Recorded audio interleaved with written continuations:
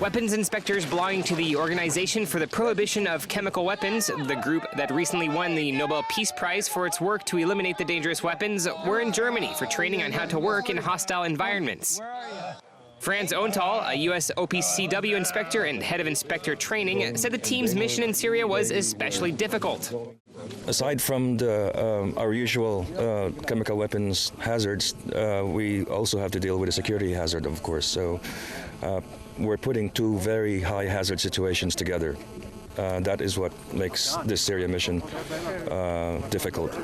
We already have a lot of things to deal with regards to doing inventory of chemical weapons, and we add a layer of security and ballistic threats to that, and it becomes a very difficult mission.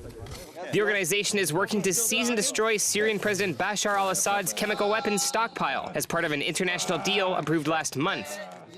Their mission is extremely risky due to the sectarian violence that has engulfed the country as the war drags on. Islamist extremist groups have flooded the country to join in the fight against Syrian President Assad. At least 41 people were recently killed in clashes between jihadist militants and ethnic Kurds in the north of the country.